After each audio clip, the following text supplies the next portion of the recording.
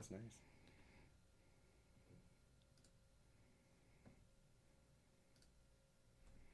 This is what I hate about like doing it myself. Are you nervous? And chat pops up. Oh, 6. Got a baby. All right. Don't crack yet. Dude, we all look hella The stupid looking suspense is one killing way. me. Just all of us broke neck looking that way. Like the intensity. Well, we're live. I'm just kind of waiting for maybe some people to trickle in real quick. All right, yeah. Little trick. Yeah. I just want to open my herbs, dude. They need to hop in here. I know. Yeah, literally. Parched, dude. And then I'm kind of, so dry. and then just to see the audio Okay. for us real quick, and There we then go. after that Going to Spotify to listen to some tunes. we can. Really? Oh yeah. Like on Call of Duty when you hop in the car. What do you want? Yeah, so good, huh? Dude, Roger has a really good mix, and I don't know how to get it. What? On Call of Duty, when you hop in the car. Oh yeah, the hip hop mix. Yeah, but it says level. It's a legendary mixtape. Yeah, but it's on season 6. It's an old one. That's what we're on right now. Are we on season 6? Yeah, and I bought this battle pass. Did you buy last battle pass? I don't know what I did. I can't find it on there. I can't find it on there. I don't know. Yeah, yeah, it's dope though, huh? It's got DMX. I'm so out of touch with Diddy. Hey, if anyone's in the chat, let us know how the audio is sounding, please. Before we really Make get sure I into don't it. sound too nasally Well, through my nostrils. Are you sick? No. Oh. I just always have a tendency to talk through my nose. I don't have a diaphragm. that's weird. I always wanted. What is it called? Bad, yeah. Deviated septum. You're not a doctor, it's alright. Skeptum. I always wanted to like learn how to talk, like do impressions. But so you gotta like learn either like your like throat, stomach, or chest, or whatever. I don't even know how I talk. I think I was so afraid of talking to girls at bars that I would like hold my breath and talk through my nose. So now I just learned how to talk that way because I'm always at the bar. I love you know, I'm all, It's a good improvise. like even being this close to you, I'm all, hey. We got Steven Densmore in the chat saying we sound excellent. Yes! I think we're good to go. All right. If Densmore says we sound good, that means we sound good. All right. What's good, fam? It's your boy, Jay Alvarez, with another episode of the Gamer Boyz Podcast. I am your host, and with me, co-hosting, got my boy, Pilot Hero. What's up, bitches? And we got Mike Mason in the house. I'm 3 hosting. Try Yeah, hosting. Tri-hosting. He's the tripod to our trifecta. Yeah. Fuck. Something like that. Yeah. Dude, I'm gonna drop the biggest bombs in this episode. This is gonna be great. Yeah. You're amped, I can tell. I am. I'm We sweating. should just sit here and watch you do it the whole time. Lit. So welcome to the podcast. This is our 3rd week going live on YouTube. So we're live every Thursday, 6 p.m. West Coast time. Yeah, it's been pretty fun so far. So this is our first guest, so we're super excited. Yeah. I will say, so in the industry lingo, they call it clickbait. Okay. So I had a clickbait, everyone. So I apologize, but I must ask you, are you coming out of retirement? No, definitely not. Okay. Yeah, you even had me scared when I saw the title. I'm like, oh, So no. I want to be honest with you guys. It's a little bit of clickbait. I wanted to grab your guys' attention. But really, I'm not lying. Yeah. You haven't been on the podcast in a while, and I don't think you've done one since probably ours last time. So really, you are coming out of retirement as far as podcasting. You're It's coming podcasting, back. yeah. And you know what's funny is actually I was golfing with Cliffy, my old mechanic, yesterday. And I'm like, man, I've kind of been thinking about getting a 2-stroke and just going to like mosey around the local spots Dude, here. don't tease me. And well, listen to me. Okay. And he's all, no, it's the dumbest thing you've ever said. I'm like, yeah, true. And we're at the we're at the golf course, so. Then you nobody- threw back a beer and you're like, ha ha. Well, you probably dude, just good said lad. that because he knows he has to work on it. I know. Yeah, because I don't know what That's I'm a stupid. That's Yeah. Don't listen to him. I know. You should get one. doing. No. You should. No, he talked me out of it right No, away. you should get one. And then I lost like 8 golf balls that are like $40. So I'm like, maybe I'll just stick to golf. Oh shit. $40. Okay, in you the know what? sagebrush. You mentioned it. Now I gotta like. No, not yet. I gotta talk about this. We still got intros. No. The ball. The ball. Just real quick. Yeah. Briefly. Does the ball that you purchase matter? When you're good, yeah. Not you. Really? Yeah. Like you can use whatever. Yeah. Yeah, Go come on. dig one out of the I use a pond, you're tennis fine. ball. I'm fine. Yeah. But I just curious, just because Yeah. they're so varied as far as pricing, and it blows my mind. So okay, you So just like saying it does matter. A better ball is going to be Better distance and golfer. spinning and Got it. whatnot, but for Got us, it. amateur. Yeah. That's why I get mad because I buy the good ball and then just spins out of bounds. I'm like, there's $5 right there. And the shitty one stays inbound. Inbound, yeah. And, yeah, every and time. you keep that one. Yep. I play nudes all the time. Play nudes? Yeah, you do. Dude, Roger is... God. Roger's kinky. He needs to grow up a little. I'm kinky. I'm kinky as fuck. Yeah, Oh, It's true. You have your wife. Now you sound like my wife. Yeah. Hey, we want to give a quick shout out to our people over at Guayaki Yerba Mate. Thank you guys for providing us some good drinks over here. So we best. really appreciate it. Can I open it now? Hell yeah, goodness that's why we do this at the very beginning of Yeah. the show. Yep. Now I got a sippy bev. Are you gonna do? Now, see, normally I'm gonna tell you guys because you guys see me drink this every single time. I'm not drinking mine right now because I had a late coffee, That's a bad excuse. and I think, I already had one of these I already earlier had one, bro, what are you serious? Hell yeah. What time? in the morning. Oh, 11 this and morning. then I had 2 beers, and I had a shot of whiskey. So you're going up and I down. had 1 up bottle of and water, down. and now I'm having this. Damn. Yeah. There's a bottle of water for you See, right but there. you too. mentally prepped yourself for this moment. I did. Yeah, Dude, I get nervous, man. Live, fucked up. live stuff. Yeah. I have to do the- I usually don't do the whiskey, but I'm like, there's a camera and a white ring staring at me. I'm doing some whiskey. Yeah, yeah. So, nothing but the best for our guests. So we got the Guayaki Yerba Mate. Thank you guys so much. Go over to guayaki.com. Go to the store locator and then enter your zip code, and you can find whatever is in your local area. And Basically, Jorge will vouch for me. I buy these things every week. yeah. Because I don't drink coffee, right? So this is my morning little pick-me. Okay. I look forward to getting out of bed to have this. Yeah. And That's that's not a what- plug. That's serious. Warm That's or legit. cold? Do you care? Is there a prep? You have a Cold. No, prep- cold, dude. Ice cold. So I wake up in the morning, throw mine in the freezer. It's already cold. Throw it in the freezer, take my shower, come out. Perfect. Just that little chill, little. Yeah, just that little bite to Little it. ice. Yeah. Icicles, It has to be cold. Gotcha. Otherwise, don't even talk to me. Yeah. Yeah. Warm. What besides coffee? What drinks good warm? I mean, I've had the Blueforia at like normal temperature, and it's solid, dude. But you are a normal temperature type of guy. I You like am your a water normal normal temperature. temperature. Kinda guy. Oh, gross. I am. But I'm not the type of guy that shows that goes to the restaurant. Can I get my Voss water at room temp, please? I've never had Voss water. In my Dude, life. if this podcast starts taking off and you become a millionaire, I could see you being Boss that guy. Yeah. I hope so. I hope so, just so I'll I grow a can see that. mustache and I guarantee you do it. I'm gonna do it. But that's the best thing about having support from a company like this. That at the very beginning of the show, people wait to do like the plugs later in during the middle of the show or whatever. But we have to do it at the very beginning because we have to open it. You have to start the podcast strong. Yeah. You have juice. Yeah. And it's what, 6 o'clock? It's like So I should Viagra. kick in at about 8 and I'll be up all night. Playing duty, of course. Ooh, yeah. So it's been a while since you've been on the show. If you don't know who he is, I mean, Google him, Mike I Mason. understand if you don't know who I am. Mike Mason 81 over don't on know. Instagram. understand You can check out the links in our profile here. So, you know, motocross, freestyle, you retired from all that. And then we kind of talked about the stuff you've been doing since then. But then some things have changed and COVID hit kind of, you know. Yeah. So that was a little bit different. So what have you been up to since like late last year? Since late last year, our sport kind of actually started coming back a little bit with COVID, honestly. And this year, midsummer, got to do X Games again, which was super fun. They did it actually at Axel Hodges' property. Yeah. So, like, every sport was remote. Like, skate was at a skate park in San Diego. Okay. BMX was at Pat Casey's house, like, in his actual backyard. Whoa. And it was cool because our event was at Axel's property. And, I mean, if you guys have seen it on the internet, it's a massive property with everything you could think of. So, Yeah. they kind of narrowed in a course there. And it was fun to be outdoors. Like I said, it was just all moto, so you got to kind of focus on one sport, and everyone killed it. I mean, you could tell everyone took a year off and was just so excited to be back out there. Yeah. You could tell though, like I think the first discipline we had was actual freestyle runs, and there were some crashes and mess ups. And Yeah, yeah. That's just from being, having a year off. Yeah, and then taking the time off. you're sitting there rolling, and all of a sudden the dude's telling you to go on Yeah. live TV. Live so- TV, yeah. But it actually helped me commentate because usually everyone's so flawless. It's like, how do you pick stuff apart? Mm-hmm. But when people are messing up, I could actually talk about, hey, man, it's, you sit in your house for a year. Right. It's going to be a little different when you come back out.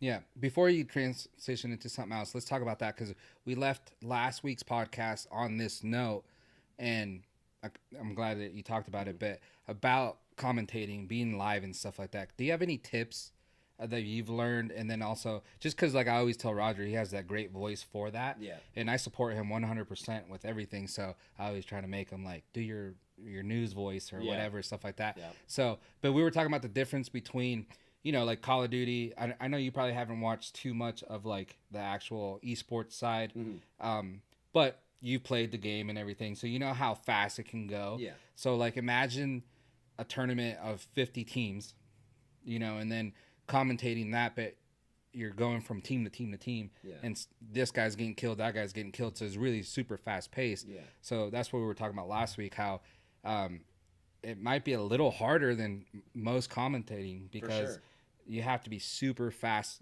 like thinking everything that's going on and stuff like that. But for someone that actually does this, I would say professional, because you've done it how many times now? I think that was my fourth time. Yeah. So you're on national television, ESPN. Huge, dude. Huge. I fucking love that. You're on ESPN commentating for X Games, which is one of the biggest action, or probably the biggest action sports event that's on television. So any tips for Roger over there? You know, I don't know what the tips would be. I mean, Roger's such a good personality as it is. The only thing you could really do is just really study what you're going to do. Okay. You know, like I know freestyle motocross like the back of my hand. Right. I don't need notes. I don't need nothing. I follow the riders on Instagram. Nice. So it's like I can, when the guy's going up to the ramp, I almost have like a guess of what he's going to do. Okay. So whoa, seriously? Yeah. Just damn. I mean, you watch practice and stuff. Yeah, right. But damn, that's crazy. But yeah, down to the DNA. I actually had to work on the Roger side of it and learn how to like. You know, because I would get to the point where it's my friends out there, so you're kind of nervous. You're nervous because there's a camera pointing on you. You're talking to, 100, 200,000 people on live TV. Right. So I was kind of nervous, but like each year I feel like I've gotten more comfortable to where I'm just talking to, my actual like host. And, but like I said, the moto is easy. For me, it was more like I had to learn your part of like being animated and, gotcha. Because like someone would crash and that's my friend going flying out into the bushes when like Harry Bink crashed, and everyone's like, man, like you weren't hyped. And I'm like, yeah, that's my friend that just went launching off like a cliff into a bunch of bushes. Like, is he okay? Right. He just did a double backflip, over jumped, and I have to separate myself though from friendship to calling the event. So that people understand what's going on. Yeah. At least from your perspective. But like I said, you're so natural with like your actual personality. If you just went like just study whatever you're gonna call. Yeah. And know when you're prepared going in, it's super easy. Whoa. Yeah. Hell yeah. Yeah. No, that's I'm glad you say that, and I will give you props because, I do watch this stuff and you're my friend and all, but, I do see things like you're saying you have to remove yourself from the relationships you have with people and stuff like that. But what I do like about you is, for example, it made me crack up, but this year, the very first guy that went out did like this flip and he crashed, and it was just like so fun, but he was totally fine. It wasn't, but it was totally funny looking. And I think you said something, but you kind of giggled at the same time because it was funny. Like I laughed when I saw it, and then I heard you, and it made me laugh even more. But sometimes these commentators that they get for these events, they like a little too much personality, trying to hype things up when it's just like, all right, let's relax. I remember back in the day when it was always like Bob Burnquist on skateboard, and there would always Sal Masakela is like the biggest on this. Yeah, it would be like, oh, first ever. Like they're just trying to hype it up too much, like a boxing fight that's gonna happen this weekend. Instead of just being in the moment, talking about the actual stuff that's going on, just being like, yeah, that was dope or whatever. Like just talk and be a personality. But they like try to overdo it, and then every year is the same thing, and then every year it's like getting staler and staler.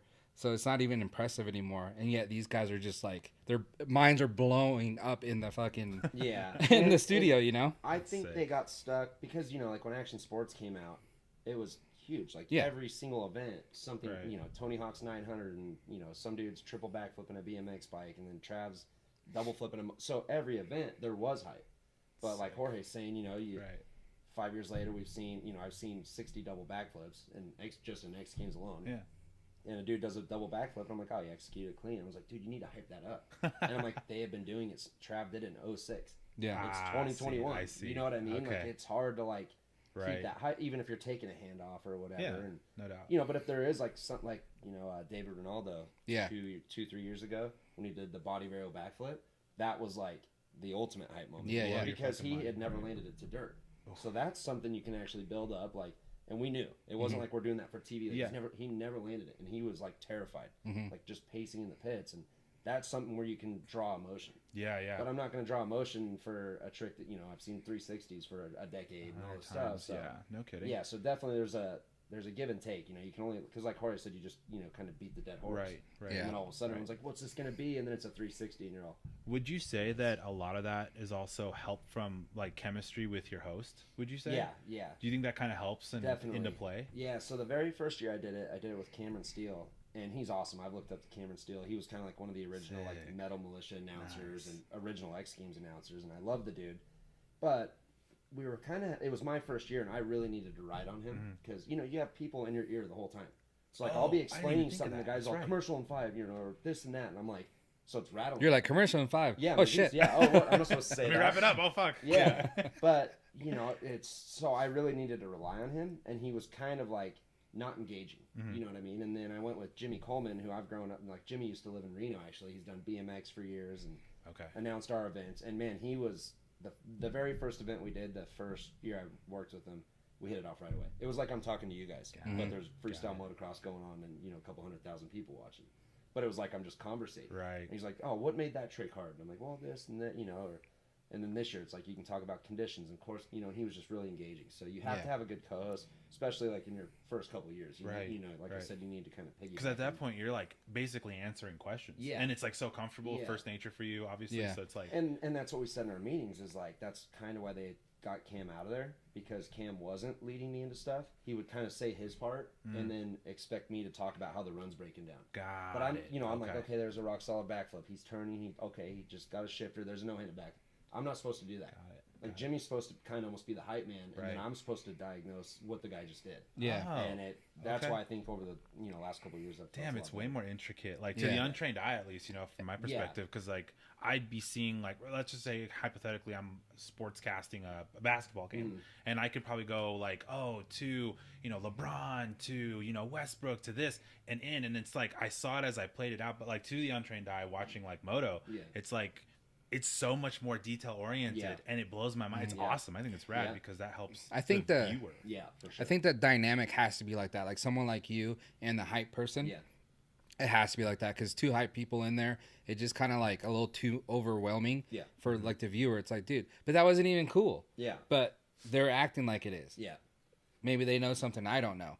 But with having someone like be that personality, you know what I mean? But having someone like MASE being like the person that knows. And then having the hype person, I think that's like the best combination, and that's why, like I'm saying, I'm giving you props for that. And I've enjoyed watching the last few X Games because of that, because it's not like the Sal Masakela just like hyping. Fucking remember Sal dissing me in the bathroom in Vegas? Oh, okay. I got something for you, Sal. Usually, if I'm in Vegas and you ask me about something, I don't. There's a good chance. Remember Vegas? Nope. Fuck that. Nah, Sal Masakela is probably like one of the biggest. Announcers. Now he does a ton of different stuff. Oh, sick. It's not just he's cool. Like one of the original X Games, like start the X Games off type of guys. What? Yeah, super good voice, like kind of like a Morgan Freeman type of guy. I love hearing this though. Like honestly, like telling me that you guys are talking about top dog fucking announcers. Yeah, so he's moved on. I forget where I saw him recently. I was like, oh, there's Sal. So anyways, we're at this club in Vegas and I'm in the bathroom and stuff and I see him, oh, what's up, Sal? And he's just like nothing. I was like, what the fuck, like just like totally like didn't even talk to me, dissed me basically. And then like 2 years later I see him in Vegas again and he's all like talking to us and he's all like buddy and stuff, and I told him straight there, I'm like, dude, last time I was here I saw you in the bathroom and you just kind of dissed me. And he was like, so like, oh dude, no way, I'm definitely not that type of person. Like I would never cool guy you. That's why I said you cool guyed me in the bathroom. Cool and he actually is a cool dude. Yeah, so I could see him honest mistake. Probably like So then after that we've been cool and stuff like that. So I just got to throw a little shot in there though. I thought he was bitching because one time we were at the Hard Rock in Vegas at the original Circle Bar, and it was like 7:30 in the morning because you lose track of time in Vegas. So Absolutely. Dude, and it was me, O'Brien. I thought you were with us. Probably. Me, you, O'Brien, after the Supercross, and it was like the De La Hoya. Pacquiao fight or something 10 years ago or whatever it was. So it was going on. O'Brien, remember, he won like 17 grand on a bet. Huge. And dude, that's why you stay up. Yeah, so we stayed up, dude. And we're drug free, by the way. Like we were actually just drinking. We used to party a lot. Yeah. Well, he still does. Dude, I'm sitting there and O'Brien orders shots at like 7 in the morning. We've been drinking since probably, 6 the previous day. Okay. I'm like, oh my God. And here comes Sal, dude. Stumbles up to the bar, sits right next to us, buy him a shot, and he is wasted. And I'm like, okay, it's not just us. And it's cool seeing those type of people because they're very professional, Yeah. We show up, like me as a photographer, videographer, whatever, him as an athlete and stuff like that, even though he probably should be more, Sometimes, but like showing up like that, we show up and we party and everything, but then those guys are like the real professional, like, they're on camera talking, they can't really mess up, especially nowadays, can't really say anything on camera. That's right. So, they got to be super professional. So when you see someone like that letting loose, and we went on a spiel about fun. That too, about like what you can and cannot say. Yeah, dude, it sucks. Yeah, but we did say also that it's like getting worse with time. Yeah, like now it's kind of getting tighter. Everything's getting worse. It's getting tighter. Yeah. So just to finish that one off, do you have any insight for us? X Games happening this coming year. And are you doing it again? And what's going on with that? I haven't heard much. I know this one did pretty well. So this year they did just streaming, and then re-aired at night because it like I said, we've been off for a year and we had to do it on a Wednesday. So you don't want to do like Wednesday at noon. Hey, watch Freestyle Moto, And we did every event that day, which was kind of cool for working because you just hammer it out in one day. But I think it went well. I know the streams did good, the re-airs did good, and from what I gathered, a lot of the feedback was like they actually like the remote events, not being in Minneapolis in a stadium in a controlled environment. Like, so we'll have to see. I would think they're gonna do it again. I would hope I'd come back. We had a lot of good talks afterwards, and yeah, I mean I really enjoy it too because for years in my career I did 13 X Games, and I think I had like 2 X Games announced for me that a dude actually rode. Yeah. I'd have dudes just hating on me like, oh, his backflip Superman was a little sloppy. This is coming from a guy who rides out in the desert on the weekend with his kids. I'm like, and I know it's his job, but it's like, right. I really pride myself on not picking on the riders, because I know how hard it is. Yeah. And dude, the adrenaline alone, like riding a dirt bike's hard and jumping the jumps is hard. But man, X Games is like our Olympics, and it's one shot once a year. Right. So it's like, dude, when you're like that kid, like you said, it was his first, I think he's only 18. And it was his first jump. He rolls in, does a pretty good like kiss of death backflip, nose picks and goes over the bars. First jump, flew from Australia. And I might have like done a little jab, but it's like the same time I feel his pain. Right. So no doubt. Yeah, I hope I can stick with it to finish it off. I love talking about the riders, and like I said, I'm learning how to separate worrying about my friends from talking about what they're doing and get better each year. So I kind of hope I can like prolong this thing, and do it for a decade or so if it's still around. Right. Yeah. Move on to something else. Can I ask you a question you probably been asked a million times? No. Go ahead. What if I said please? Okay. No.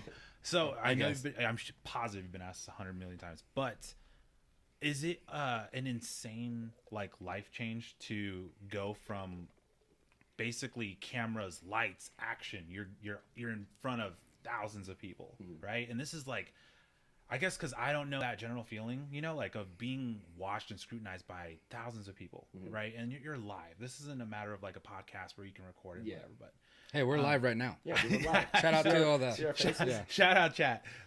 But to going to what you're doing now, I mean, it's fantastic. I personally really dig what you've been up to. Your posts about Traeger, golfing. I mean, the golf. Dude, number one thing. And I mean, living a lot of people's dreams, especially your age, which is so dope. How would you say like it's a huge, like, I don't know, 180, or would you say, I don't know, I guess how did you transition? I know exactly what you're saying. Yeah, it is, but it isn't, because I rode for so long and did it for so long that I was actually ready to walk away. You were okay. Yeah. You're like, it's my time. But like right now, like Nitro Circus is going on. And, I'll see my friends post, and I miss the traveling and the opening song when you're walking out to go start your bike. And I think we're always first in Nitro, so it's like that first jump, you hear the crowd. You miss all that, of course.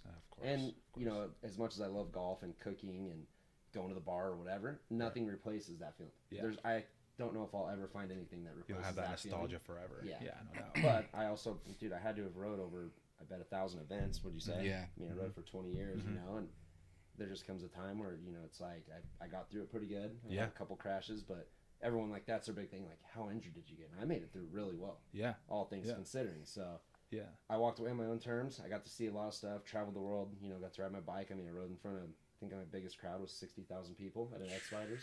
Bro. got to take him with me as my mechanic, and I always worked on my own bike. And that's you know, so like, sick. yeah, that's what's cool. Like a ton of us from Carson City, Minden, you know, like me and him spent, you know, months in Europe together, and then I'd go to Australia with my other friends. And so it's like literally I got to travel with all my friends and do what I love. So when I walked away, it's like, do you miss it? Absolutely. Yeah. I'd be dumb to say I don't, but I'm happy, you know, I get to golf and luckily save you get my to money. look back. Yeah, save my money somewhat well and kind of get to, like you said, look back, and I'm very fortunate. You know, I'm not an idiot that thinks that like this life was easy and was like this and that. It's like, dude, I worked for it. Yeah. Saved my money, and I get to look back and be proud of what I did. Yeah, no doubt. You definitely left your mark and a pretty damn rad legacy. Yeah. And I, you know, like I said, before meeting you, you know, personally, I had to do my research, and I was like, dude, what the fuck? We're gonna have this guy here? Are you shitting me? So it's so dope, and as usual, it's always been a pleasure having you on. So that's pretty rad. Hell yeah. It's funny because I always say I was like the mid-pack freestyle guy. I was a mid-pack racer.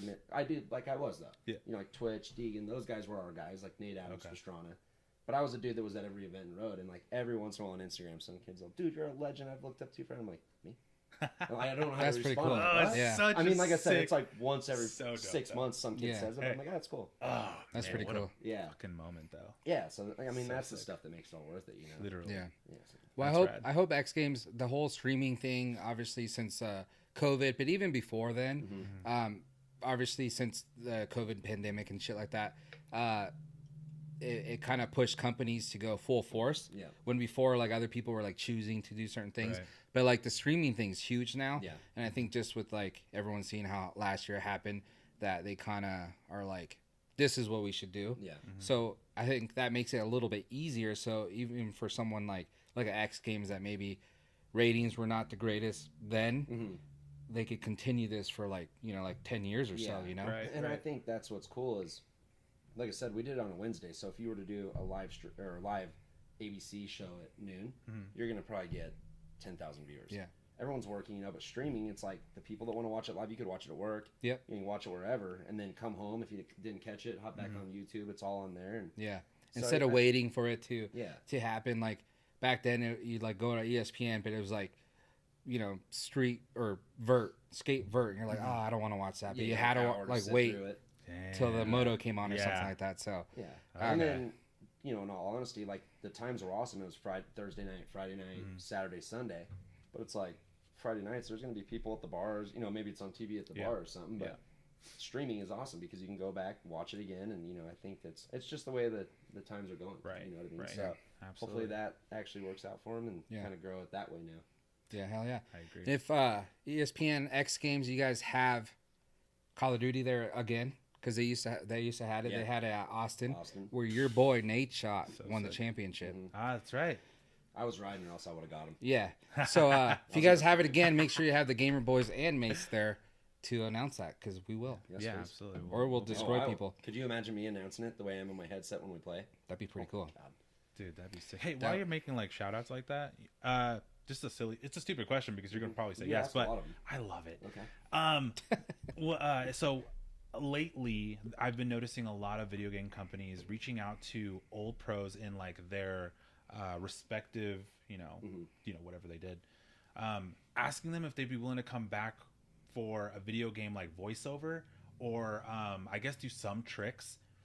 In your state, would you consider doing that for a video game? Mace should, because in Call of Duty, Mason is one of the main characters, right? Is he? Yeah, Mason. Oh, yes. Yeah. So it should be you. Yeah. Kind of sick. Yeah. You know what was that one review where the dude said they had added Travis Pastrana's bike or something? Did you see that? God, he's one of the main like streamer guys. And when they added the motorcycle, I was like, yeah, you can get all Travis Pastrana out here. That's so sick. Yeah. I mean, I would do that. Yeah. You do it? I would need some practice. I was just gonna say, like, you just kind of had to mentally get yourself prepped. Well, it'd have to be like military talk. Yeah, basically. You're like, damn it, pilot hero. Yeah, he needs to do that. He's got the personality voice. Remember, I'm just the talker. Yeah. We got some golf. Yeah, we got Netflix launched PGA Tour docuseries. And this is basically off writing the success of Drive to Survive, which is the Formula One docuseries they had on there. Okay. So I guess that kind of blew up on Netflix. Yeah. And it just shined a lot of eyes over on the whole Formula One. And then like the United States are kind of wanting to bring Formula One into the States now and having some big races and stuff like that. And that kind of all stemmed from this Netflix docuseries. Mm-hmm. So now they said that they're doing the same thing, but with the PGA going behind the scenes. I actually haven't watched that Formula One. Yeah, I haven't either. But I kind of guess what it's like and stuff. Just takes you in the day in life of a team or whatever. Right. So they're going to do this with the PGA. And, I think they kind of want to bring PGA to the mainstream. Yeah. Because it's like very... it's getting younger. Yeah, it's very cultured, specific one way. And I wanted to ask you that because, you're very involved in golf now and stuff like that. So to like move on from the announcing stuff, even though you've done some announcing things in the golf space now. But what do you feel about like it getting younger for one, and then just like a lot of even our own friends have companies now like DBK, Twitch sent us some merch. Yeah. DBK they have DBK Golf, and then Eagle Grit seems like they probably have some ball cleaner or something like that. Grip cleaner. Yeah, grip cleaner. Come out with some stuff. Yeah. So what do you think about like those type of companies going into like kind of golf thing? And I imagine the golf space is probably pretty hard to break through, because it's so conservative. Yeah. Well, you know what it is? That's a good question. So it's getting younger, but golf itself is ran very old. Yeah. Does that make sense? Yeah. The PGA Tour is ran by people that, dude, they just started getting to wear shorts on practice days. Yeah. You still have to wear pants in Memphis, Tennessee in August when it's 110 out. You know what I mean? Damn. And they're struggling to adapt to the style. But then it's weird because when Ricky Fowler comes out with high tops and a Hawaiian shirt, that's all they want to talk about. So right. It's getting there, and golf is getting huge. It's always been a big sport, but like you got like Pins and Aces is a company that my buddy owns, and he makes like Joker head covers and all those head covers. Yeah, those are dope. And dude, he can't keep them in stock. Like they're just gone, and he's making like real good like athletic like stretchy shirts, and Twitch is going into it. So and that's probably all due to like social media stuff. Yeah. But like when it comes down to the grassroots, like the diehard golf people are not really accepting of that. Yeah, but see, so when I got like my TaylorMade deal and even like my Cobra deal, that's what they want to do. Is like they've already said, like, with TaylorMade, like Dustin Johnson's going to sell what he sells. He's going to sell the clubs, the ball, whatever. He's reaching out to that audience. How do we reach out to the younger audience? The people that go play Sunridge and Dayton, and whatever. Yeah, us. Yeah. And that's where they actually got to make their money, because they're paying DJ $10 million a year. I would be surprised if DJ is selling $10 million a year in product. Hell no. You know what I mean? Yeah. But you get DJ selling his, and then, like TaylorMade got like I think Eric Costin was in there getting fitted. So you got Costin, posting that he's at the Kingdom. I'm pretty sure it was him. 3 skaters with him. They all got fitted. They had, a Major League ball pitcher in there, a football player. So they're really trying to branch out and reach out to this other, what would you call it, like a genre, or, I don't know what you call it, but they're reaching out to these other people, and I think that's going to translate into the PGA. Like you said, I did some announcing for the Facebook Live, and I'm a tattooed dude that rides dirt bikes, but they had me in there, and everyone was happy with what we did. It was just a 10-minute show, but PGA is slowly getting there. But man, there's so many brands coming out with so much good stuff, and like the PGA meme stuff I've been doing. Yeah. He's just a page that makes fun of people, and it's huge. It's almost 1 million followers, and his tournament, he raised over $100,000 for the kids this year, his little kids charity that he does. That's rad. We're doing 5 of them next year. So there's so many avenues. That's where I feel like we were handcuffed in Moto. Is I can't tell you like, hey, go spend $10,000, get a 450, and let's all go to this riding spot and film. Right. And then you got to spend another $2,000 in gear, get gas, get parts, get a truck to drive, whatever. It's like golf, dude. You could, if you were really living on the edge, you could spend $3,000 and you would have every single thing you need. Right. And people can do that. People can go on, Facebook Marketplace and find a set of clubs for $100. Go buy some balls, go play, and go sign up for these tournaments. Get decent. Yeah. Yeah. So there's so much room for expansion in PGA, which same with skate and BMX and all this stuff. Moto was just kind of a tough one. You do kind of see like a boom in golfing right now, and especially in the younger generation. What do you think that's about? It's all the kids are good now. Like people are, Fowler started it. He came out, had his own style. Tiger really started it. Tiger came out. He was young, athletic. He had the following. He was, 23. All the other guys were average age, like 36, 37 years old. John Daly's got a beer belly, smoking a cigarette, drinking a beer on the tee box, So God, I love Tiger rotated that way. And it's just like Moto with McGrath to Carmichael to, Dungy and Villapoto. you get Fowler in there, he has style, so kids want to pay attention. And then dad looks on the internet and realizes Fowler makes $35 million a year, and they're like, well, there you go. And then, you know, you got Jordan Spieth, who's winning the Masters at 22 years old, and the sport's just slowly going younger to where, because like even Dustin Johnson, I listened to a podcast he was on, and he's 35 maybe right now, and he said when he was in high school, golf was not a cool sport. Yeah, he only did it because he was good at it, but like you know, he got picked on, like no one thought it was cool, and now look at he's worth probably $100 million. Damn, just for golfing. Yeah, sick. Yeah, and partying with Paulina Gretzky. I mean, Speaking of Paulina, when I want you to promise next time, if you do an event that you do with that Instagram chick, the Paige chick, you have to take me. Okay. We're going to Scottsdale in February. That's where she lives. Well, then you have to take me. Okay. And you have to come with me. You signed up for one too. Oh yeah, no, I'm already there. There's a couple spots open. I'll just show up. Sign me up. And then the Waste Management's that week. I don't know if you guys have heard of that tournament. No. Oh. It's the Phoenix PGA tournament, and it is just, it's like a frat party the whole weekend. It's the one where the 16th tee's a par 3, and it's like stadiumed. Yeah. And everyone's like, sick. Even if like Fowler misses the green by like a foot, the whole thing boos him. Oh, but they're like, they egg it on. This yeah, thing. they egg it on. It's That's like a couple of PGA players actually won't play it because they don't like that scene. Like they're still pussies. I know. But all the young kids, like John Rahm and all them, they're all there and they'll egg the crowd on. Oh, we definitely need to be there because we'll yell. So our tournament's like that Monday or something. Then we're gonna get an Airbnb. So hell yeah, I'll send you guys some info. I'll hit him a zinger. Hey, I kind of wanted to bring her up because I brought her up one time and I don't know if I'm putting you on the spot or if this is even common knowledge, but she married? Is that common? I think so. Okay. I don't know if we're supposed to say anything, but yeah. So the reason I bring that up is because the same issue happens in video games. So in and we talk about this a lot, but in live streaming and stuff like that, these huge personalities, females, are on there and they kind of like to play the card of I'm single and all that to get the most money from donated and stuff like that. So it's better for their brand to be single than not. So bunch of perverted dudes. They'll go away. Right? It happens too in the gaming space, and then I heard a rumor. I don't know if that was you actually. It might have been some other. It happens. Probably Roger. We think that this happens in every sport for the most part, right? Yeah, I mean, guaranteed. That's fair, right? To say. So like, I don't know. I guess what moto chicks would present themselves a lot better if they kind of show themselves as single, or would you say chicks are pretty rugged? No, but I'm talking about. I have no idea. I'm talking about that the female golfer.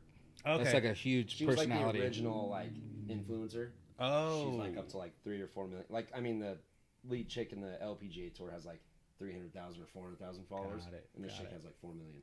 So she's like, she's always like teeing up, dude. There's Grand Canyon between them. She's hot. No, for sure. Yeah. But then as a regular person, you find out maybe she's married or she has a boyfriend. I'm like, dude, you're married?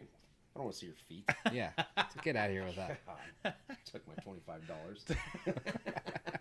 Roger has an OnlyFans. I don't. You have one or you look at it? I have one. What do you post on there? Dude, there's a lot of sex. There's a lot of sex going on, dude. I think you tell a lot of stories. I do. Hey, speaking of a lot of sex, are you participating, either of you, into the No Nut November? Oh, I blew that the first day, honestly. Last night. Okay. Literally. So you're not participating. I don't really participate in anything that has a hashtag. There you go. You know what I mean? You know what? That's a rebel. Like Happy National freaking. But everything has a hashtag. Yeah, everything. So I don't participate in it. No Shave November? Well, I guess I've seen a hashtag in golf, so I participate. Yeah, I did. But you know what I mean? Hashtag Waste Management Tour. Yeah, I'll be there. Yeah, see? But you know what I mean? Like the hashtag, like no shave, whatever. Yeah, I don't get What if those. it's a girl hashtag, though? Like, hashtag fuck my ass. It's like... I might look at that one and see what it goes on. I mean, Come on, I was trying to be very broad with my hashtags. So you guys just started labeling them. No, not you guys. No, you did too. We're the Gamer Boyz. True. We both take responsibility for what I say. That's the thing, I guess, now. I don't know the purpose of it, but... seriously. Yeah. No, not for me. Yeah, nah. How many days are in November? 30 or 31?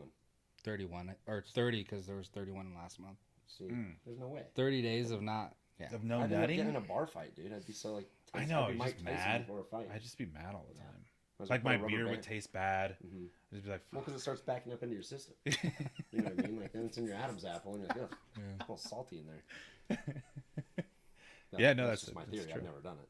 Yeah, me neither. There's no way. That's Why are you doing it? too long. No. Fuck no. You kidding me? Just asking. If you just said yes, I'd have just. I probably would have got up and left. Nah. With my half full year. Come on now. All right, yeah. So we're gonna have to check you out. Do you know, other than those,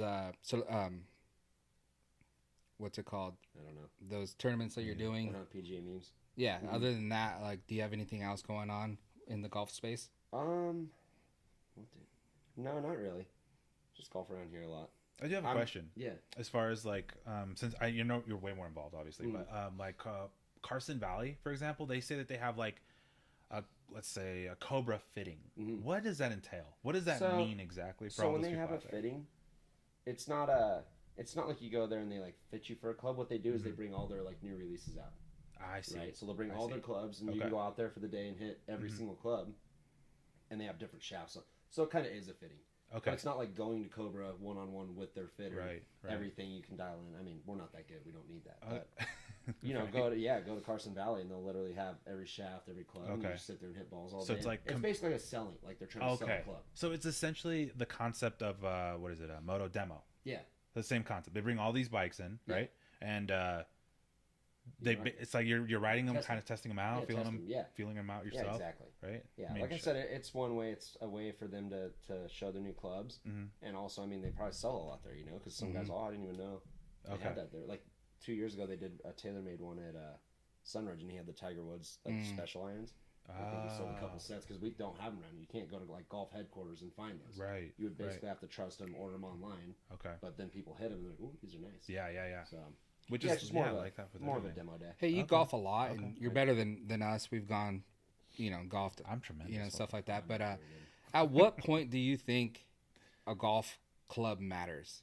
Like, well, a golf club. If I use your clubs, I would know the difference between yours, his, or mine. Yeah, true. I mean, but all the new, like a lot of people play with super old clubs, and it just makes the game so hard. True. You know what I mean? Like, I know some. At least get some new technology because I mean, dude, like the drivers now, like you can turn the head. So if you're slicing it, you can unbolt like a little Allen key and turn the head in, so you're closing the face. I need that. Yeah, so that it'll naturally keep the face closed instead of open and slicing. Okay. So there is a benefit to it, But I mean, even me, like I said, I've gotten a couple fittings. Like I went to TaylorMade to the Kingdom. I went to Cobra to their spot. And dude, I'm hitting balls, and the dude's like, "Yeah, you need this." Okay, yeah, I like that.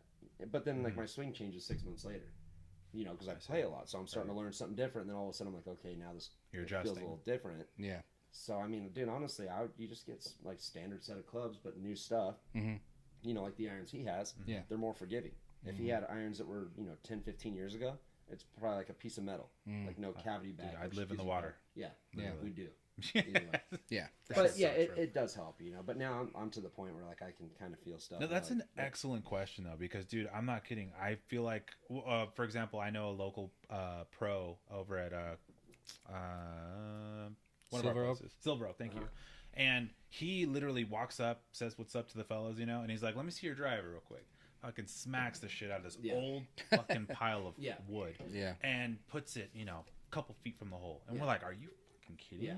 And that's a skill, right? I mean, when you can hit a ball, like they can hit anything. You know what I mean? Yeah.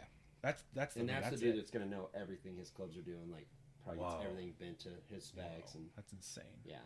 Literally that's when it matters. Yeah, That's what I'm saying. Like right now. Yeah, like right now, like I said, even me, it's like I'm just your not occasional, like still just random golfer. Like I play every day. Yeah. But it's not like I'm trying to be on tour. Right. But like this buddy of mine, he was a pitcher for the Astros. He's like 24, 25, got released and started golfing a bunch.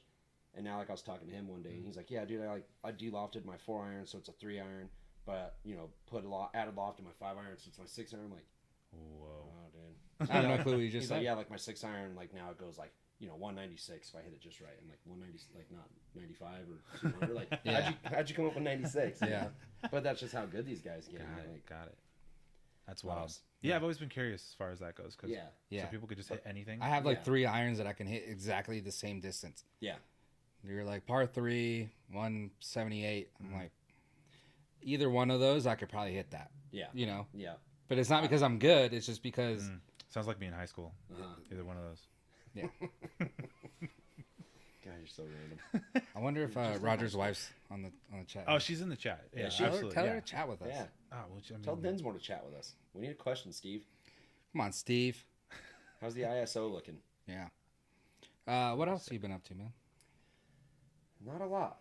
Dude, it's like I wish I had a cool story for you. But like I said, this summer was fun. Did those memes tournaments. We got to play some really nice courses. And We just played one like 2 weeks ago. yeah, we played in West Palm Beach, Florida, which I thought I love. I do love Florida. It's beautiful. But it was like almost November, and I was sweating so bad. Really? Yeah. We were just talking about being in like a humid temperature. It's only area. 80. I wouldn't mind living there. But I love the heat. Yeah. You actually like the cold. Yeah. Yeah. But not like this is kind of gnarly though. But I like I like hoodies and beanies and stuff. Right. But I could do like maybe Southern California cold where like, it's like rainy. Mm-hmm. Yeah. I get kind of like stuck in the snow here. It sucks, but right. But dude, this was like it was 80 degrees and like cloudy, so it was awesome. It was humid. We were sweating, but dude, if that sun barely came out of like the clouds, dude, it felt like it was like burning through my neck. I'm like, oh my gosh. Do people that live there say that they don't feel that like that's normal to them? Yeah. After a while, it probably is normal. And like I get it because everyone was like, "Dude, how do you live in Vegas?" Or how did you live in Vegas? And I was there for 5 years, and I mean, obviously, I wasn't like out landscaping at noon. It was hot, right? But we'd go ride the moto track at like 7 p.m. And then I got up here. I remember one time for like street vibrations or something. After Vegas summer, and it was like 70, and I had a hoodie on. I'm like, dude, I'm freezing. My mom's all, wow, you have really turned into a bitch. And I'm like, dude, I don't know what's going on because now I'm fine with it. Like, yeah. He got all bougie, just like Roger when he makes his millions. Yeah, dude. Yeah. It's okay. Room temp water. Yeah, it's okay. He'll forget about us too. I know. I will definitely not forget about you guys. Do you promise? Dude, fucking, I'll pinky promise that shit all day. Oh, we got a hi. Hi. Is this your wife, Roger? Ocean Blue? Yeah. Oh, really? Nice. Yeah. Not to put her. That's not his wife. Don't talk to her. No, don't know. People. Yeah. Hit her up. Unless you want to get choked out. Just kidding. I wanted to ask you. Yes. Nude.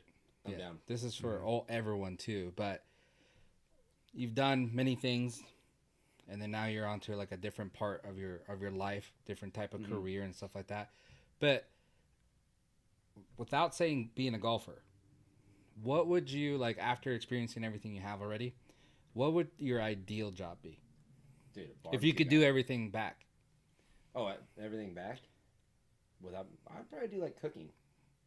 Serious. I know it sounds like a chef? chef? Yeah. Or would you say like kind of like a master grill? Like a grill, kind of. Yeah, that'd be smoker guy. Master But like a griller? real smoker, So like legit. where I'm putting like the logs on there and like like a what's called like Salt Lake or whatever, or something in Texas, where they literally have like this whole room is like a fire pit, and they have like ribs on one side, sausages, and everything. I could definitely. Now, would you say you'd like open up your own like shack, or would you have like your own brand of like your meat? I mean, I think eventually all that kind of goes into one another at each avenue. Fair enough. But I would do like a shack, like a cool restaurant type thing. Yeah. Like my buddy Kendrick Barbecue, who like actually started working with through Traeger. He lived in Modesto for a while, and Modesto's ghetto. Yeah. You drive through the ghetto and you come to like this steel frame building, like a shop it looks like, and it was a market, and they carried like all the rubs, all the Traeger pellets, everything. Sick. And then in the back they had like a brewery and then like a barbecue spot and meats and everything. Okay. So it's like literally go in there and shop for like stuff you can't get at a normal store, like your meat church, seasonings, all that stuff. Yeah. Then you go get like good cuts of meat, or you can get a tri-tip sandwich. I'm like, that's what we need here. Fuck yeah. A little variety pack, you know what I mean? Yeah. Well, you need to stop the golfing shit and do that then. He's not gonna stop us golfing. Yeah. No. You see, they opened a new barbecue place in Gardenville by the middle school, where that spaghetti place used to be. Oh yeah, I did see that. We need to try that. Yeah, we'll try it. Hey, we'll get back to this question, but Steve wants to know, Mace, since you always smell things, what's your favorite smell? I don't know. Maybe after an 8-hour drive, put my hand between my legs. Do you ever do that? Like you smell it and you're like, oh God. And you keep smelling it? No. I Okay. have. All right, I have. No, I have. I'm not even kidding. I mean, I've done like, it, but I don't keep smelling it. It's I'm not like disgusting, but sometimes you're just like, oh, dang. That's kind of gnarly. Sometimes it happens on my upper upper lip. You're all, you gotta smell your type of gas, Yeah. Yeah. So yeah, I am weird. Steve's got a point there. Yeah. Since Bubs, you like smelling things. Our buddy Bubs, he says that I'm like, I used to be a dog. in my previous life. That's a possibility. Because I hear everything. Like when I'm golfing, I'll hear a sprinkler go off on the back nine when I'm on the front nine. I'll shank my ball. Did you hear that? And then like I smell everything. It's so weird. What an interesting feature, though. Yeah, I smell everything. Yeah, it's super weird. Hey, Roger. Now you, if you could go back after everything you've done now, what would be your ideal job career? I mean, I think I'd pursue entertainment a little bit more, like not sell my body as much as I did, but maybe go into the, like, go to school early, like just right away, actually study entertainment, like as far as digital content or whatever it is. And I'd love to do like voiceovers for like, I don't know, cartoons or video games, or even be a newscast or like a sportscaster, like just early on, just to kind of get that experience and stuff like that, because I wouldn't mind, like, I just really like the gaming space so much. Yeah. I feel like I was destined to entertain in a way, and if I can go back and kind of reset everything, I definitely would like have involved myself more into that. I think that's what I would probably do. I like that. Good answer. Good answer. Really professional there. Yeah. That's the first time he's been serious for more than like 5 seconds. See, there we go. Now Yeah. Well, fuck you guys. What about you? I'm not sure. I've never really thought about it. There's a lot of things that are like intrigue me or like cool, but maybe some kind of like motivational speaker. Just like, I guess I would have to do something cool beforehand to be able to go and be a motivational speaker later. Yeah. So I would have to, kind of pursue something where that brings value to people, and then later on be the motivational speaker. I guess. I like that. Gotcha. Yeah. Do you feel like at any given time in your life, you did, like, can you look back and say, fuck, if I hadn't done that, your life would be entirely different? Have you ever had those moments? Yeah. I seriously look back. Yeah, that's why I don't regret nothing. Yeah. Oh, there's a fuck ton of stuff I regret. I actually. But I'm in a great place. Yeah. I love you, babe. Love you. I actually did that, I think, twice in my life. Oh shit. Yeah, so I was racing, and we were a pretty poor family. Like, I had kind of always a couple of years older bike and one bike. Everyone else had like 4 bikes and all parts. But I loved it. I didn't care. Yeah. I mean, dude, my mom asked me I had crooked teeth till I was like 20. And every year my mom's all, bike or braces? And I'm like, dude, a bike. Oh, I don't care about the teeth. I got a helmet on, you know what I mean? So that's what I love. But right when I graduated high school, my bike was clapped out. My parents were broke, and I'm like, dude, I'm just going to quit. And Dustin Miller, actually, one of our other friends, he took me out. He raced the Outdoor Nationals, which is like a moto series. And I went and was his mechanic right out of high school. So I'm like, I'll do this, I'll get into mechanicking. Okay. Did like a month with him, did 4 nationals. Then we got home. A buddy of ours that I was really close with had actually passed away. Like the week I got home, I went and saw him. And then like 3 days later, he got hit by a car and passed away. So I'm like, oh, God, that sucks. And his dad, I was close with his family, obviously. His dad's all, dude, take Freddie's bikes and go start racing. So I I was just turned pro, and I went out and started racing his bikes. Got hooked up with Big Valley Honda up here in Reno. They started giving me bikes. Started making like $300-400 local races, and then went on to Arena Cross, which they had jump offs for $500, and started doing that. I'm like, dude, this is sick. But I'm like, I still want to race, Yeah. And then in 2003, I'm sorry, I'm going on forever here. Real quick, the jump off, they were basically halftime show shows, where like a couple of the racers in the race or whatever that signed up for it. They were able to go against each other, and whoever did the best tricks. Yeah. And Mike usually won it. It was a 2-night deal, $500 a night. Okay. So my theory was like, because the racers would like take one hand off. Yeah. Right. Yeah. And I like actually was trying some freestyle stuff at that time, so I think I won like 32 of 34 of them throughout the year. So I made that money. Wow. But then I'm like, I still want to race. And then in 2002, 2003, I tore my ACL, tore my rotator cuff, so I had stuff popping out everywhere. And I'm like, dude, I got to get it all fixed. And then I'm dead broke. Because even though I made that money, I was traveling in a van, paying for stuff, paying for my mechanic. Right. So I was dead broke, healed up from both of them, and I'm like, well, I guess I'll go get a job. And Dustin Miller, our friend, had just bought 7 acres out in Fish Springs and started putting a foam pit in. He's all, dude, come live with me for free. Ride this bike, just ride with us if you want to do it. And then he got me onto a mini tour where we went and did like fair shows, like fairgrounds and stuff. $500, I'm living on the road for a month. I'm like, this is sick. And those 2 moments in my life like changed my life forever. Damn. I almost quit in like 99, and I almost quit in 2003, and then from 2003 till 2019 was pretty bitchin'. So. Man, how wild, dude. Yeah, because that's like, and you're not talking like small changes. Like you're talking like that's a life. Yeah. Well, yeah, that's career defining. Literally. I think I also retiring too, right? Because if you wouldn't have retired, you'd still be living the dream or whatever. Yeah. You'd be riding moto, not doing none of these golf events, meeting none of these golf people. Yeah. So. Yeah. How So wild. and That's crazy. I don't. I really like. I'm a believer of like someone looked out for me because Yeah. I'm dumb. I don't ever make a good decision, And all of a sudden, I was like making these decisions at the right time. I'm like, Right. That's cool. Just all the right turns, dude. Everything. I got Yeah. Freddie's little thing right there. Where at? Oh, dude. Right there. Oh yeah, no. Yeah, that's a good question that you brought up, and I'm a big believer on that stuff, but it's like I always think about that stuff, like what if this happened, what if or whatever, and it always comes back like if you do something, maybe your life wouldn't be what it is today, and if you live a happy life now, then you got to give thanks and be thankful for what you have and stuff like that. So I'm like big on that because it's like everything I've ever done, and then like now I'm like, well, if this would have happened, then I wouldn't have done this, or like I wouldn't have met my wife here, I wouldn't have my son, stuff like that. So I mean, even sitting right here, Yeah. it's like Jorge was like one of the only dudes that had like a video camera, Oh. and he would come out with us every day at Miller Spot. I mean, dude, we just did the same thing every day, all day, and he had probably hours of footages of us doing it, Right. And so he kind of got us started. I mean, this is before phones and social media. Yeah. It's like he would film us and then go into iMovie or something, and make a movie. Gotcha. And then we had nowhere to post it or not. We just had the movie. Right. And then like, Well, I actually I started posting them on MySpace. yeah, MySpace was Oh right at no that time. shit. Yeah. That's sick. So it's such a weird era.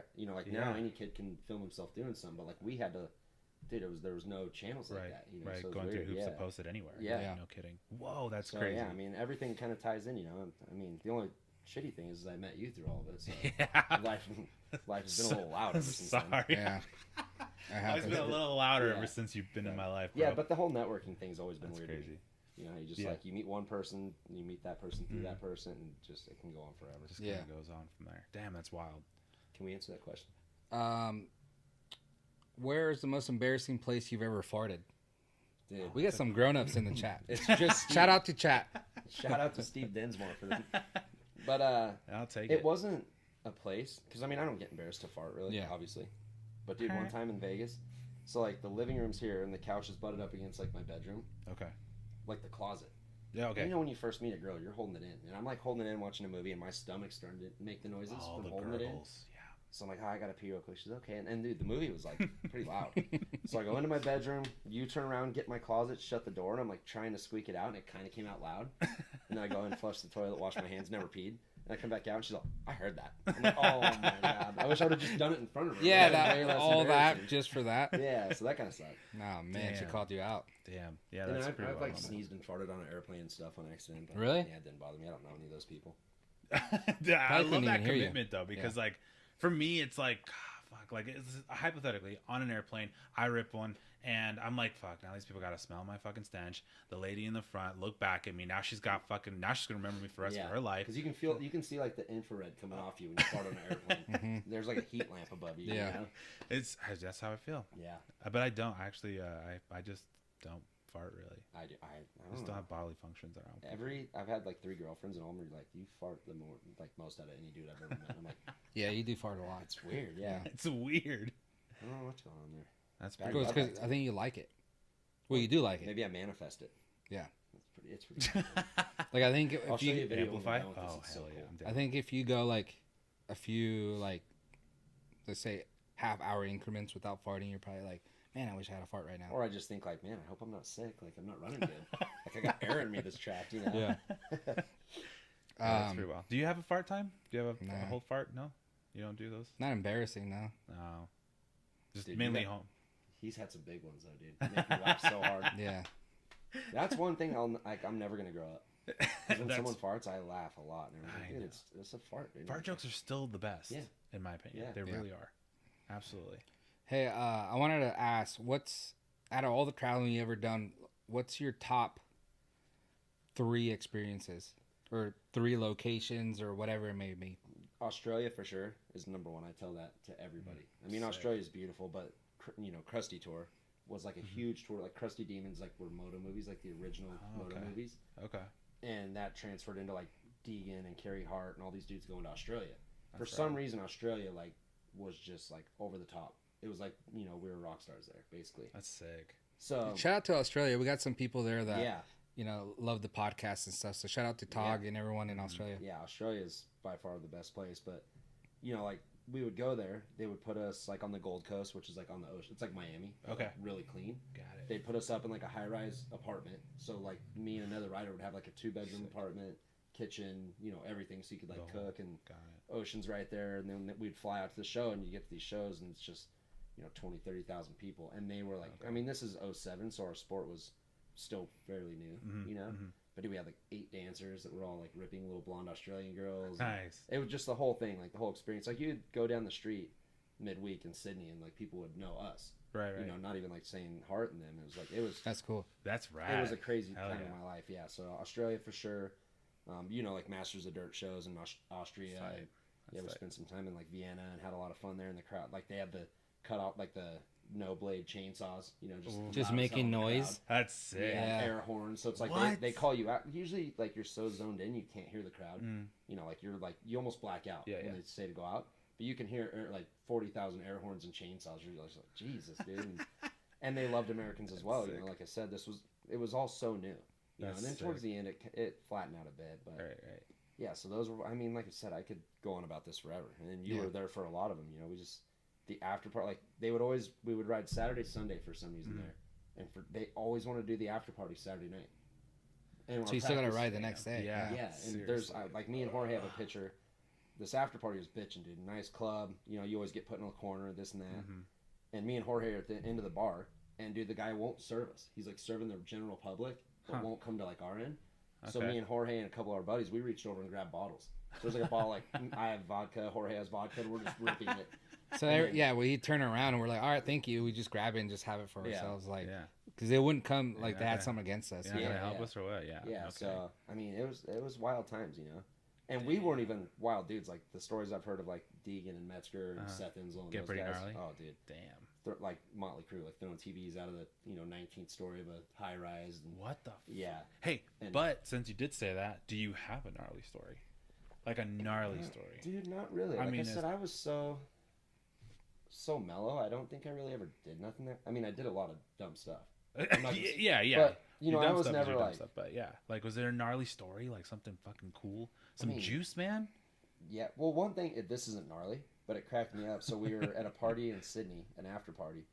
And we got all messed up. And Bilko, he's a huge Australian rider, and Cam Sinclair. Okay. They're both like big time Australian names, you know, the Krusty Tour.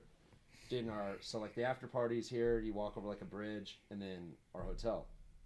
And we're walking over the bridge. It's like this little like inlet, like water. And Bilko takes all his clothes off, gainers off the bridge at like 2 a.m, pitch black. I'm like, dude, I don't know if that water's 3 feet deep or 20 feet deep. You know, you don't know. Yeah. He gainers, sinks, takes all his clothes off. He gainers. Bilko gets on this barge that's us like just sitting there.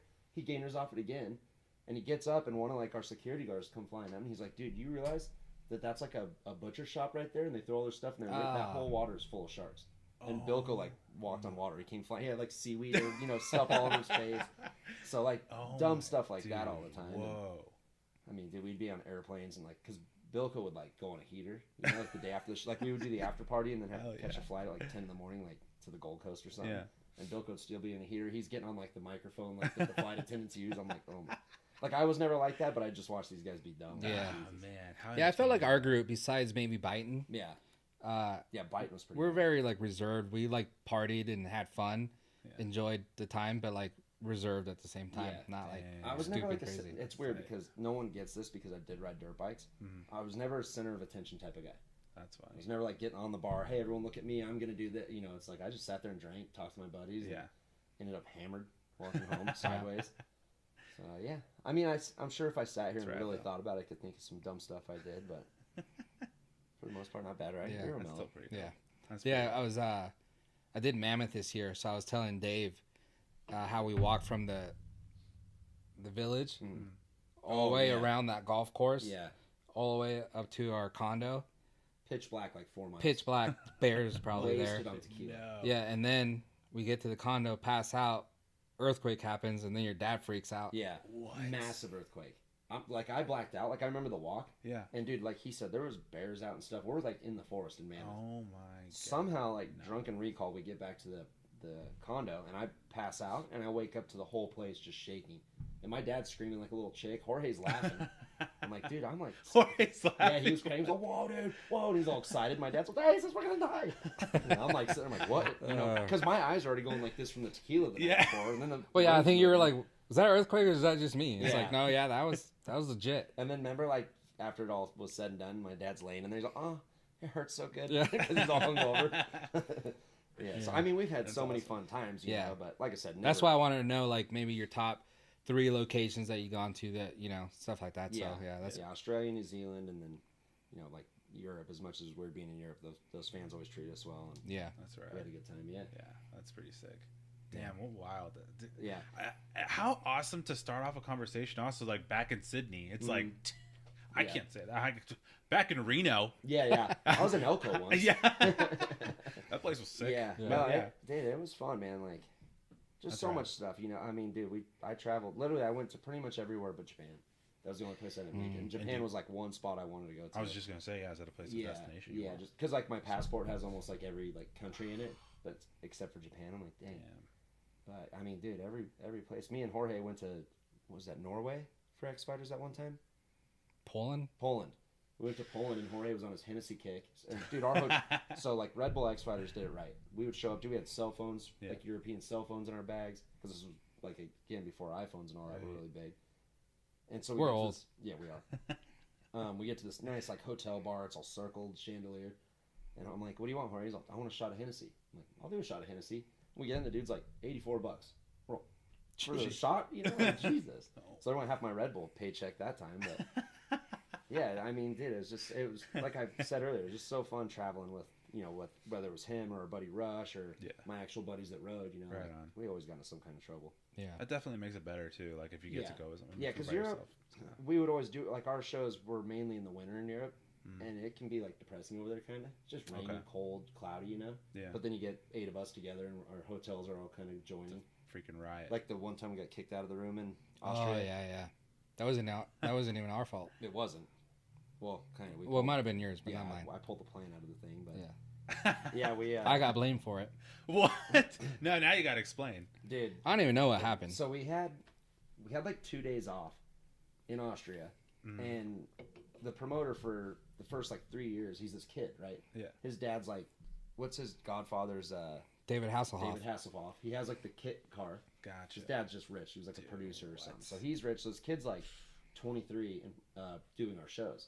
So the first 2 years is awesome, dude. So it's like, let's break stuff. Let's do this. We're partying every night. And then the next year, it's like, he wouldn't even turn on the lights for practice. He had like this light on, and we'd have to hit ramp to ramp like in an arena. I'm like, oh shit. So I kind of got into it with him a little bit about that.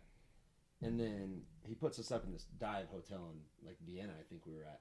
Okay. And so we were all pissed. There was a liquor store right by us. It was me, Jorge, another rider, 2 other riders actually, and then one of the mini bike kids. And we're all screwed, dude. And we went and loaded up. And the fuel girls. And the fuel girls, yeah. So we go and load up on alcohol, and we're like, dude, we're just going to put ourselves out of our misery for this day while we're in this place. It's like a hostel, kind of. You know? I know. It's that small bad? little weird rooms. Mom and pop.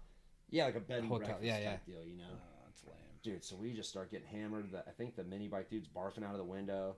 We're smoking cigarettes. I don't smoke cigarettes. Okay. That's how and that put me into a spin, you know?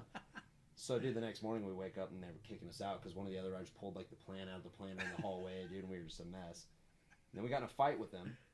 The promoter, he's like, I can't believe you guys disrespected us like this. And we're like, dude, that's weird.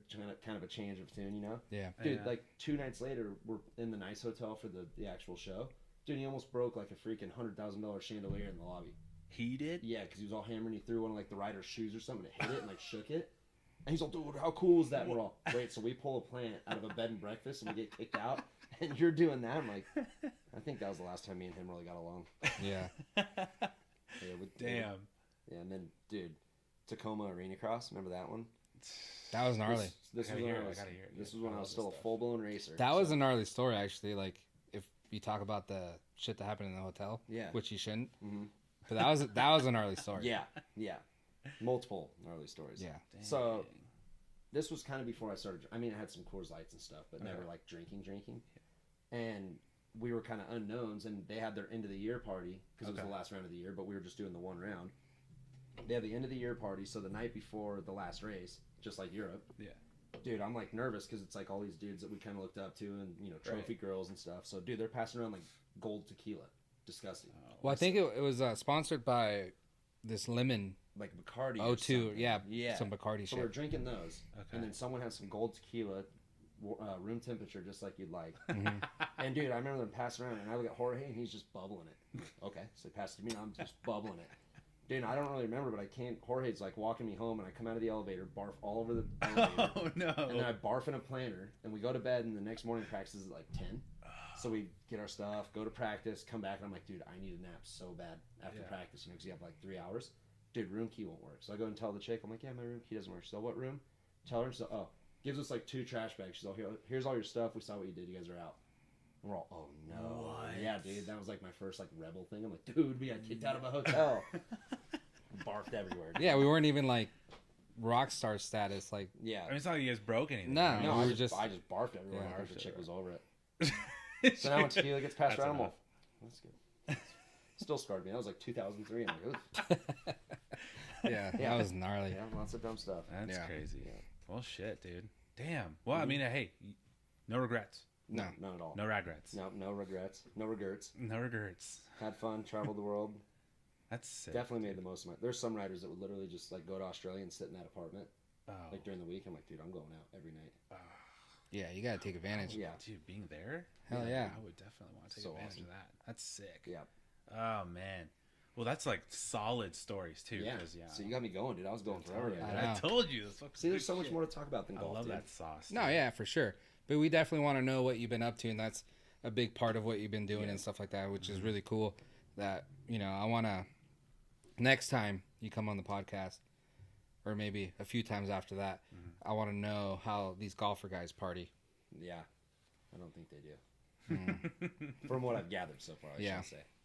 That's pretty rad. Although it was cool, I did do the Barracuda, which is like the local Reno golf PGA tournament. I did the Pro-Am this year. And I golfed with this dude that's from Scottsdale. He's like a younger dude, kind of. And I know he likes his beers, you can tell. Like by his, you know, physique and whatnot. And I tee off on the first tee, and I'm all nervous. He's standing right behind me. And I tee off, and I'm like, dude, this is the first time I've golfed, like, straight sober, ever. Like, in, like, probably 6 years, you know? And he's all, why'd you do that? And I'm like, well, I don't want to make an ass out of myself, you know? Usually I get a Bloody Mary or something. He's all, dude, I'm going to tell you right now, if I could have a six-pack before each tournament, I'd probably be #1 golfer in the world. I'm like, that's sweet. So there's a couple of them out there. Yeah, there you go. Dude, that's awesome. Yeah. Hey, so the new Call of Duty drops tonight, 9 p.m. basically, for people that I think pre-ordered it. Are you going to get it? Yeah. You are? Definitely. See, I'm debating because it's like every year we do this. Every year we say we're going to do it, and we do it. And it's just a disappointment. And I think we're at a point where we just kind of play Battle Royale and not the multiplayer. So it's like, what's the point of getting it? Yeah. I want to go back to the multiplayer just because you get to play more. Yeah. Like Battle Royale, like, I'm not good at it. Like, you've seen me, dude. I die right away. I think you're pretty Then I have to go into Goulash, and then I die again, and then I'm just watching you guys for an hour while you guys are all good. I'm like, this sucks. I want to go back to multiplayer where I'm trying to get like a multiplayer is actually honestly a lot of fun. It really is nostalgically. I mean, that's our roots. Yeah. I mean, I'm gonna put myself in that kind of level with you guys. Yeah. Well, I mean, every time solid too. Every time we've done this podcast, we talk about Modern Warfare 2. And I think best. if they just remade that and left it all the same, it'd be so fun, you know? The maps were more basic, so it wasn't so like overwhelming, and basic guns, kill streaks were cool. Like, it was no one's fun. running off of walls and shit. Yeah, Something stupid. I'm a very basic bitch when it comes to Call of Duty. Same. Same. Basic But guns, basic bitch. I'll get it because it's gonna snow here, you know, and there's nothing else to do.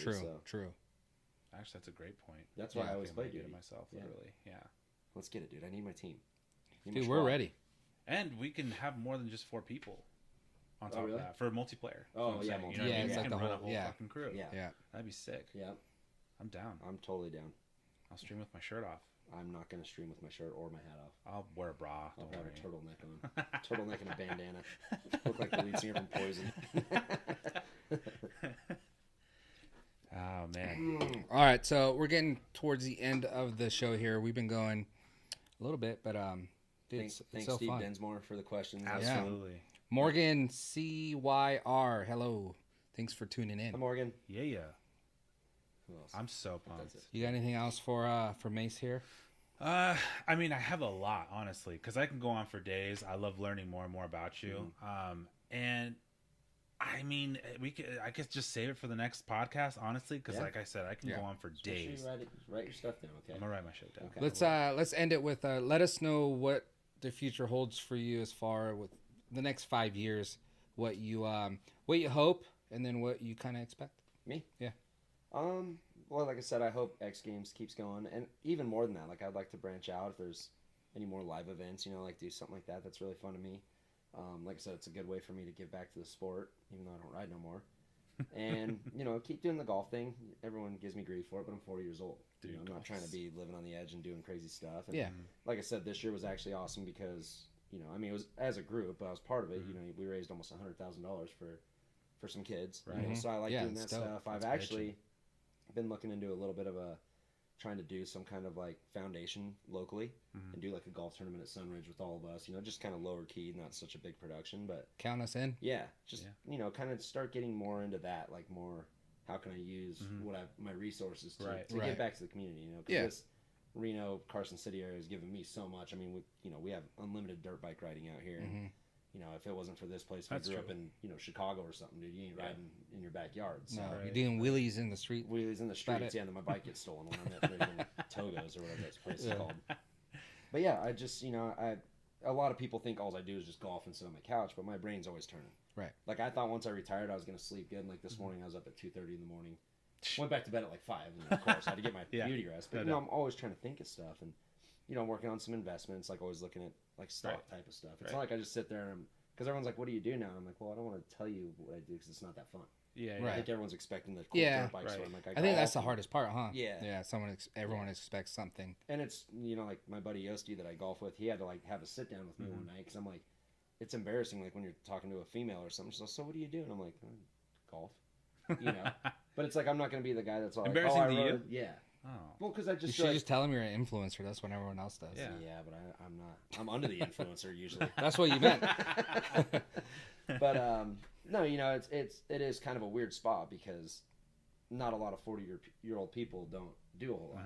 And I've had so many people like, "What?" Not many 40-year-olds like retire at 40. Yeah, basically. Yeah. And I've had so many people are like, "What are you like trust fund or something?" And I'm like, "That I am actually." I go along with it. I'm like, total trust fund. I got bad knees, bad shoulders, and a mashed potato brain from being on a trust fund. Trust me. But what a position you're in, though. Honestly, I think you're in a great position. And I love that you without going too far into it, that you're thinking about some investments, doing this. Dude, a dream, honestly. Yeah, and it's fun. It kind of becomes like a game. Like you buy a little stock or something, and all of a sudden you're like, "Oh, I made $250 today." Yeah. Small money, okay. I'm not a millionaire here, but just always like that's where hanging with Yosti is really good. He's a very business-minded guy. He owns his own business, and so I pick his brain a lot, and so it's not always like I'm just sitting on my couch and golfing. I just post that because I'm not going to post like, "Dude, look, I'm on my computer today. What am I doing?" You know what I mean? Yeah. And like I always see that too, and it's kind of like that's more annoying. Yeah. Like I do the whole crypto thing, and you never hear me talk about it. Yeah. Because I mean, I don't really care. Yeah. And until I'm like a millionaire off it, I'm not gonna be like, "Oh, dude, I'm up $45 today. Can you believe this?" Yeah. Ethereum's doing really good. Bitcoin went down a little bit. I'm like, I'm gonna leave that stuff out. Just post some fun stuff. Yeah, the fun stuff. Yeah, hang for out sure. With you guys, hang out with my friends, family. Like that's I want to maximize like life that way. Right. Yeah. Make sure I got finances coming in, but like just go have fun and travel. Still travel around. Like I said, travel golfing. And whatever it may be. Yeah, that'd be sick. I mean, sounds like a good time. Sounds like a solid plan. Yeah. We'll have to go golfing before the next time I'm on here and talk about the round, play by play. Yeah, literally. Like if you hit a house, we'll talk about it. Oh, dude. I think we vlog it actually. I'll bring the camera with me and we'll vlog it. We'll talk about it. You know what? Before we end this, I was thinking like how rad it would be for like podcasting in a way, like if this is how it worked getting guests or whatever. Like the last guest you had nominates the next guest, and the next guest has to come. Yeah. Right. But it has to be someone that person knows. Yeah. I mean, that makes sense. Wouldn't that be badass? Yeah. I nominate Brian Foster. The next moto guy. Went into graphic design and golfs. Does he like video games? He does not. No. He's the guy. You and him are the ones that got me into Call of Duty. Yeah, but he just had the game. Yeah. Well, he got into Modern Warfare for a bit there. Okay, all right. But like what we did, like a winter, you know, it was winter, it was snowing. Because ever since then, he's never played with us. No, he don't. Businessman? Yeah. Kind of, yeah. In his own right? Yeah. So he's rode like one of our childhood friends, grew up with him and riding and whatnot. And he was actually getting pretty good at freestyle, and then he had a really bad crash and like popped up and his bones were shooting out that side of his arm. And that kind of... Like Wolverine? Like Wolverine, but it was this way. 2 bones. So that kind of put a damper in his career. And then he went on to start a glove company with Nate Adams. And then he moved back up here and did graphic design, website design. And he's a really good golfer. Kind of like you get your head on straight. Yeah, yeah. That's crazy. Yeah, so, I mean, he'd be good. Okay. Fuck yeah, Might have to have him, and then he has to nominate someone. Yeah, and then he'll probably nominate me again, and I got to come back here. See, well, we can't be having that. We just keep nominating each other. Every week, the people are like, man, can we get something different? Yeah. Well, thanks for coming on the show. We really appreciate it. This new format, we've been liking it. You like it? I'm digging this. Yeah, it's cool. I think it's more personable for the people watching. Yeah, I think it's sweet. Yeah. I'm going to be embarrassed when I go home and watch it, though, and this thing's jiggling every time I talk. Hey, it happens to the best of us. I'm 40 now, dude. I hide behind my microphone down here. We're living the good life. Those things next time you go. No, but thank you for having me. I mic what you guys do, and it's always fun. Like I said, it's just like I'm talking to you guys. It's not like I'm doing a podcast, you know? Yeah. So, it's like catching up. Yeah, catching up. Seriously. I will say, though, I have to pee so bad. Yeah. You've been holding it? Yeah, dude. Well, my hope for us is maybe playing some new golf games coming out, because golf is kind of taking over in the video game space now. We used to play Tiger Woods. Oh, yeah. Ever since then, they... A new one. I'm kidding. Yeah, really? So they kind of clipped that, and now they're trying to bring golf as a Madden type game now. Yeah. So you know how Madden's so big, so they're trying to do that with PGA. Cool. So something like that I think would be cool for all of us to get involved in that. But other than that, we're just going to continue live streaming the podcast here. So thank you guys so much for tuning in. Make sure you subscribe and like the video. Tell all your friends. And if you do want to donate to us, you can go to anchor.fm and then donate there. Links in the description.